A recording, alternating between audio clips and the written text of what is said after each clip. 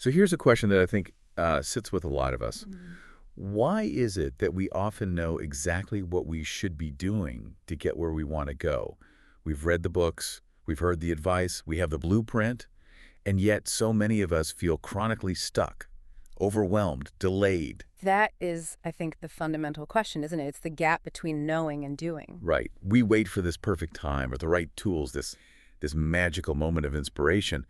But what if all that waiting? Yeah. What if that's the real cost, the highest price we pay for all our unrealized potential? It is.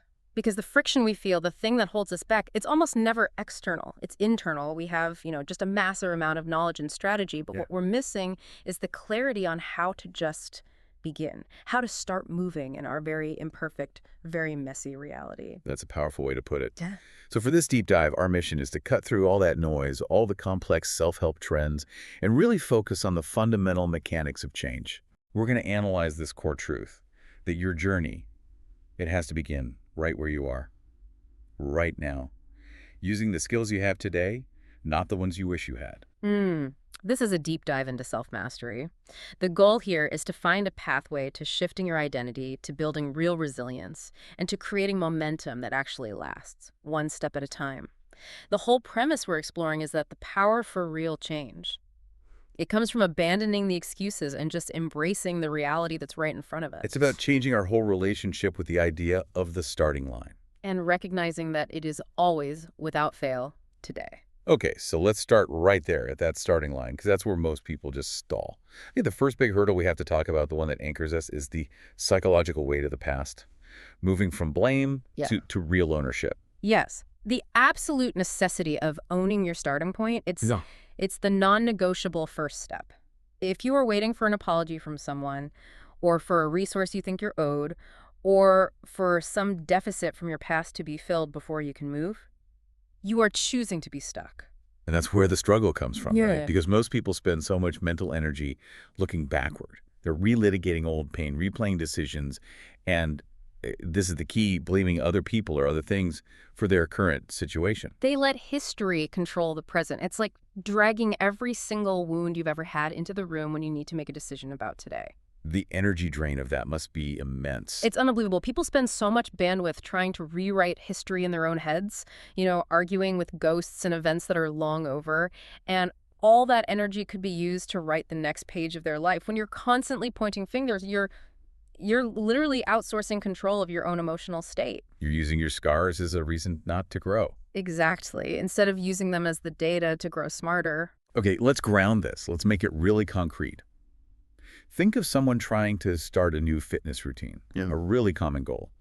They keep self-sabotaging, not because the workout is too hard, but because their mind is stuck somewhere else. Precisely. The goal is simple, right? Get on the mat for 20 minutes. But their mind, it's a battlefield. They might be dwelling on an old sports injury from high school that limits them a little, or maybe they're blaming a coach from back then who made them hate exercise. Or they fixate on all the past times they tried to lose weight and failed. Yes, and they turn those failures into this internal evidence, this proof that they're just not capable. They use the physical limitation or the past regret or the memory of how hard it was. They use that as the ultimate unchallengeable reason they can't move forward today. That past regret becomes a cage for the present self. An intellectual cage, yes. I have to push back on this, though, because this is where I think a lot of people will argue. It's really easy to sit here and say, just stop blaming. But past events, and we have to acknowledge this, things like genuine trauma or scarcity or betrayal, they create real tangible deficits. They deplete your resources. They destroy your trust in people, in yourself. So isn't this mindset shift? Isn't demanding full ownership right away a little unrealistic for someone with legitimate scars that actually do impact their capacity today? That is the crucial and painful distinction. And the nuance here is in separating the lesson from the liability. The past absolutely matters. It happened. It taught you things. You have to acknowledge the history. But that history is not the final word on who you are or what you are capable of today. When we blame, what we're really saying is, my current capacity is defined by something outside of me. We're giving control of our present state to a person or a circumstance that isn't even in the room anymore. So the energy wasted on blaming, Yeah. that's the real cost. It's not just a philosophical idea. No, it's a measurable drain. And here's the core truth of it. Your strength doesn't begin when the pain goes away or when the apology finally arrives. It begins with what I call emotional ownership. Okay. It's that powerful, quiet decision to stand in front of the mirror and just say, this is the hand I was dealt, this is what I have, resources, capacity, wounds, and all. This is where I am, and this is where I begin. That level of radical responsibility, it's terrifying, I know, but it's also the only source of real clarity and strength. You reclaim your power the moment you decide your present actions are yours and yours alone. And if you don't make that shift? If you don't fully own your starting point, you stumble right into the next trap, the identity trap. You risk becoming, well, addicted to the story of your pain. Ah, I know this one. Wearing your hurts like a badge of honor. It's a powerful metaphor, and it's accurate. It's when your struggle becomes the central, most repeated part of who you are. The narrative is always, I went through this, I was hurt by that, I never got this chance. You carry that pain around as if it automatically grants you some kind of merit or authenticity. But it's a form of self-sabotage. A deep one. Because while the pain was real, using it as your core identity prevents you from ever designing a future where that pain doesn't define you. People feel like they have to carry that burden because, paradoxically, they worry that without it, they might be unrecognizable, less interesting. Or less authentic, maybe, in their own eyes. In their own eyes and in the eyes of others, yes. Let's run a scenario on this, too. Let's say a creative professional, a musician or a filmmaker. They're constantly referencing their struggle, the lack of support, the financial hardship, all the early rejections, as proof of their authenticity. And they cling to that starting artist narrative fiercely. They might even feel uncomfortable when success starts to arrive. Stable income, comfort. It feels wrong because the struggle is their identity. That story gives them a known, validated space. If they stop struggling, a question pops up. Who am I then? They can't design success outside of that struggle. Because they're still waiting for the world to recognize their suffering. Okay, but wait a minute. Let me inject some friction here. Aren't those struggles exactly what make for a compelling story? We celebrate heroes who overcome adversity. When you read any biography, the adversity is the substance of the story. Doesn't sharing that pain create a deep connection with other people? Doesn't it motivate them? How do you know when you've crossed the line from a healthy, relatable story to an unhealthy identity trap? The difference is entirely in the purpose, the direction of the story. The purpose, okay. Pain is not a strategy for success. It's a teacher. If you use your story to educate, to inspire, to connect, that's incredibly powerful. But when the story is used to justify why you're not taking action now, or as leverage to demand sympathy or excuse failure, well, that just delays your growth. It keeps you rooted in bitterness. You're using the past as an excuse not to move forward. So the litmus test for anyone listening is pretty simple then. Is this story I'm telling myself empowering my action today, or is it excusing my inaction? That crystallizes the point perfectly. True power, that quiet power, it comes when you just choose to move forward, whether people understand your scars or not. The responsibility for your future is yours, and you have to build that future on a foundation of action and self-respect, not on a pedestal of past suffering. Pain gives you context, it gives you data, but it can't be the cornerstone. It has to be the background noise, not the main theme. Okay, so to even get to that point, to reject blame and this identity trap, there's a prerequisite, isn't there? You have to confront what you call the avoidance mask. You must. The critical step for any real change is to face your truth, even if, especially if, it stings. Ah, the self-deception, the stories we tell ourselves to feel better while we keep doing the same things. So this is about admitting the uncomfortable, raw reality of your current state.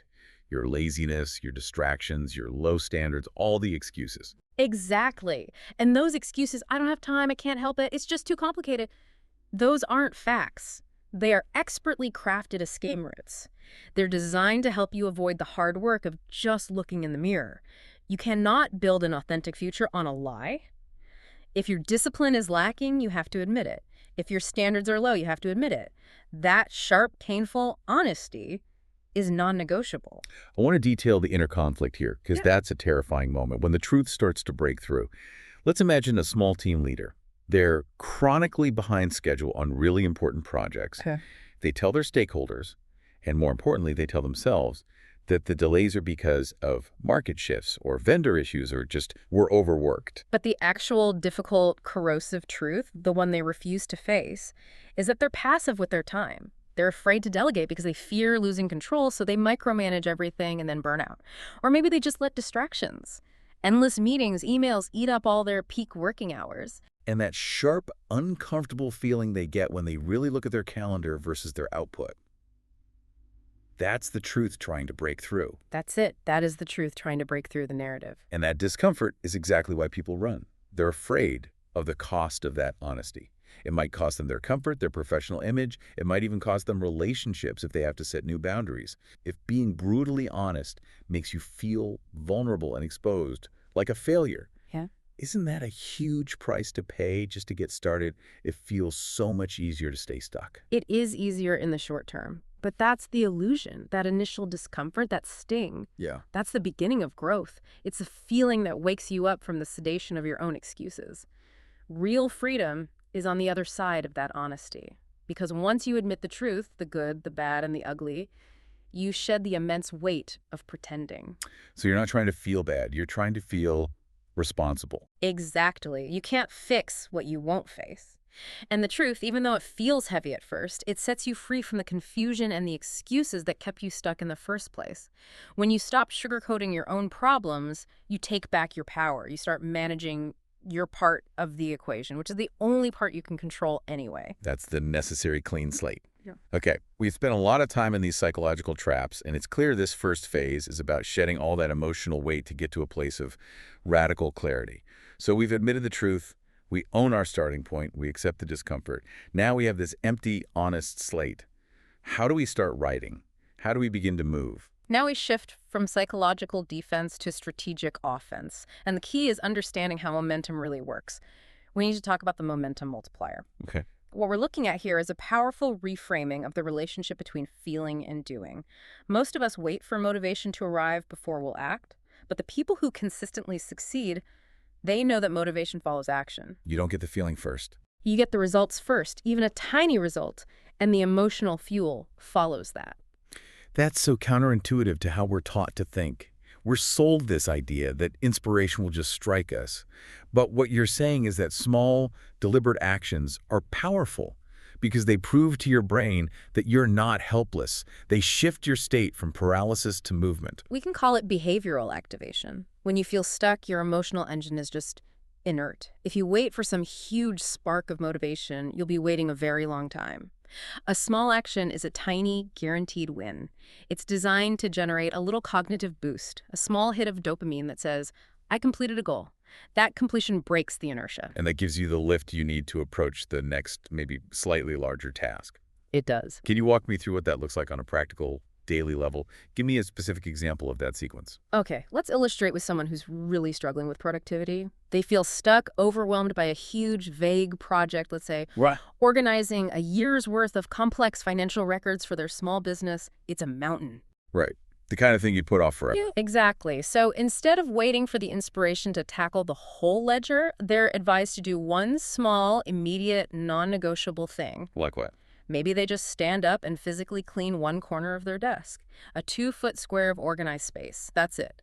Or they write down one single clear thought about the project on an index card. Or they just go for a 5-minute walk outside, no phone, just to break the mental state of being in that room. So the task is trivial for the goal, but it's monumental for your state of mind. That's the key. The slight lift in mood, feeling a little lighter or more awake after you complete that tiny task, it follows the action. It's a small win, a proof of concept. And that small win creates internal trust. I said I would do this, and I did it. Precisely. You act, you notice the immediate difference, and you start to believe in your capacity to act again. You don't have to fix your whole life today. You just need to do the smallest possible thing that helps right now. But let's address a serious counterargument here. If someone is dealing with chronic exhaustion or even clinical depression, telling them to just act can feel, well, incredibly dismissive. Yeah. How can forcing small actions really generate motivation when the emotional engine feels completely empty or broken? This is where understanding the mechanics of behavioral activation is so important. It's not dismissive, it's mechanical. We're not asking them to suddenly feel happy or inspired. We're just asking them to break the inertia cycle. The task itself is less important than the message it sends to the brain, which is, I'm not just sitting here sinking, I am moving, however slowly. When you start executing choices again, even tiny ones, you start to feel a measure of control. And when you feel control, you start to care more about your outcomes. It's not about finding some big burst of happiness.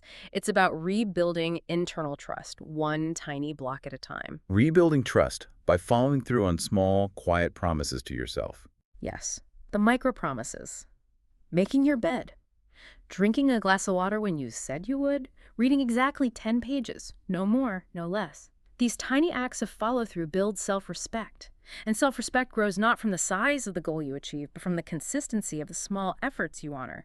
That consistency becomes the fuel because you prove to yourself day after day that your word matters, even when no one else is watching. Okay, so as that momentum starts to build, a new trap emerges that can kill that consistency, the pursuit of the ideal, the perfectionism paradox. Yes.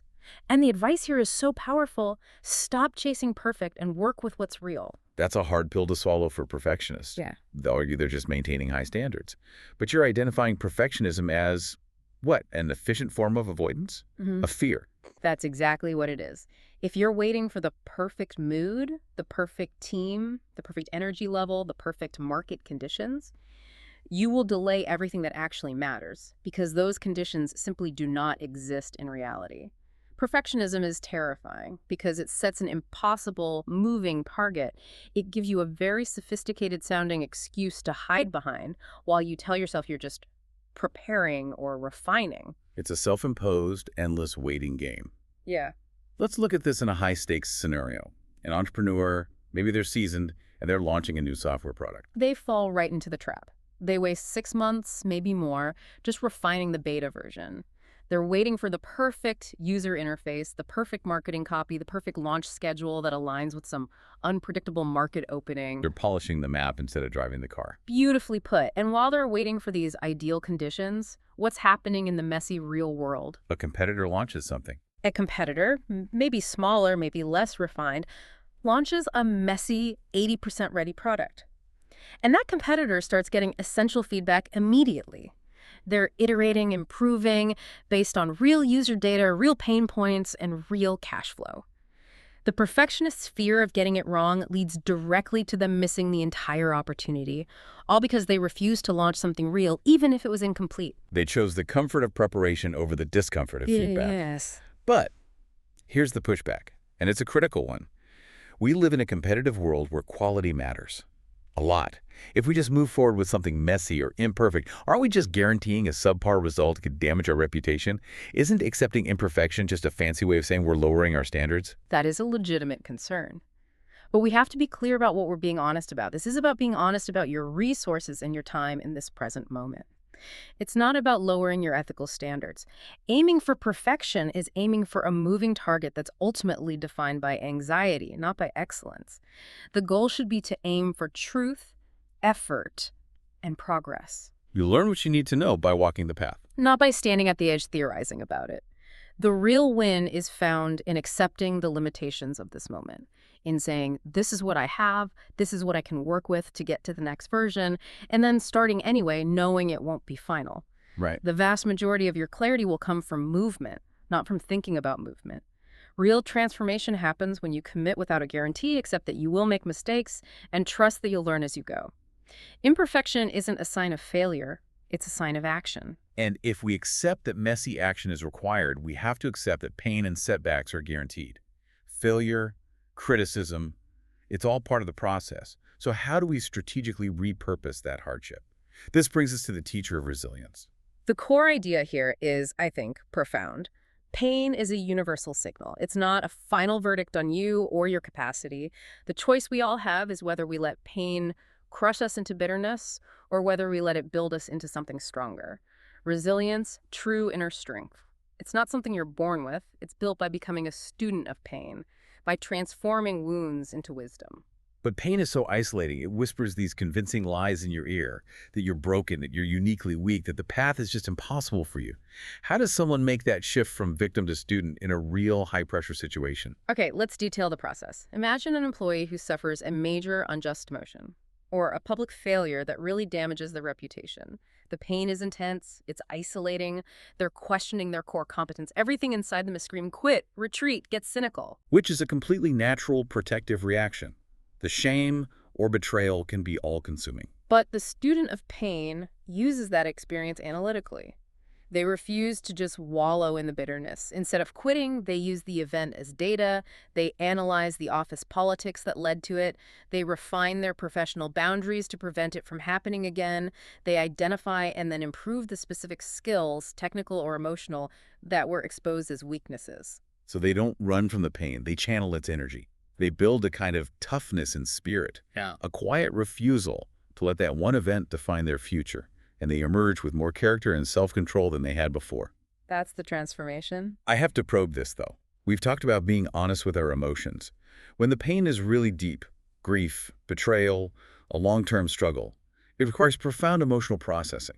Doesn't forcing yourself to be immediately productive or strong risk just burying those emotions, creating a psychological avoidance that could lead to a much worse breakdown later? That's the essential risk, you're right, and we have to navigate it with care.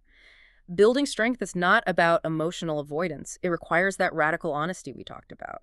You have to name the pain, acknowledge the wound, feel its sting fully. That's how you take away its power to control you from the subconscious. The transformation happens not by ignoring the pain, but by deciding that the pain will serve as a catalyst, not a prison. So the strength that's built on pain is quiet and steady, because it's founded on an acknowledged reality. Precisely. It shows up in daily choices, in your patience, in your refusal to quit, in your ability to keep moving even when it hurts. The process involves carrying the lesson forward, understanding what the situation taught you, but leaving the punishment behind. The pain itself is a powerful teacher. It reveals a well of strength you probably never knew you had, and that resilience is what allows you to survive future storms without being defined by them. Okay, so all of this effort, the emotional ownership, the small wins, using pain as fuel, it has to resolve into a consistent daily strategy. This brings us to what you call the quiet discipline, finding your rhythm and never giving up early. That's right. I really appreciate the emphasis on quiet power. Our culture so often equates success with this loud, intense, unsustainable hustle. 12-hour days, constant noise, social media validation. But real, long-term progress is built in the calm consistency of a routine, just showing up without needing applause.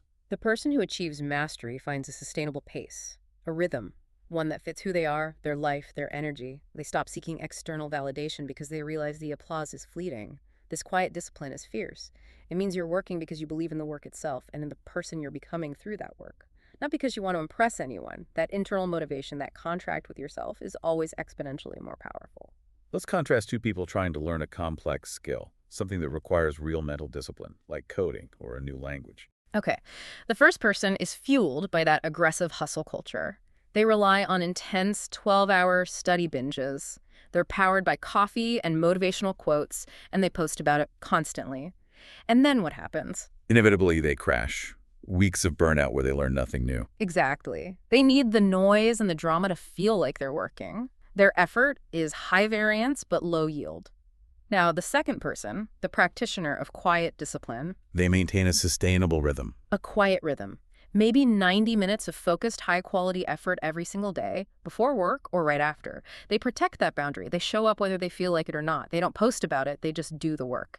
And over time, that silent, consistent commitment builds internal trust. It builds compounded knowledge like compound interest, and it builds resilience. While the first person is constantly crashing and restarting from zero, The difference between a lightning strike and a slow-moving river. The river always gets where it's going. But what about pivoting? We talk about the sunk cost fallacy. Mm. Isn't persistence sometimes just blind stubbornness? Clinging to a plan that is clearly failing? How do you know if you're being wisely persistent versus just wasting time on something that isn't working? this is the highest level of strategic nuance. Persistence is not blind stubbornness. It is commitment to the goal combined with flexibility in the approach. Stubbornness is sticking to a failing plan. Persistence is refusing to abandon the destination. The person who never quits sees failure as essential feedback. It's a necessary redirection, not a dead end. They are willing to try new methods, new paths, entirely new tools without ever giving up on where they committed to go. So the ultimate outcome is non-negotiable, but the map can always be revised based on what you learn on the ground. Precisely. Finding your rhythm means trusting the process. Knowing that the daily quiet work will compound, even if it feels slow or invisible today. This internal commitment is the deepest form of power because it's not defined by applause. It keeps you moving forward, slowly, steadily, powerfully, even when the path is long and the finish line is nowhere in sight. Giving up early means losing more than just the goal. It means losing the chance to discover your own profound strength. This has really been a masterclass in shifting our internal mechanics from a place of reaction and avoidance to a strategy of clarity and quiet action.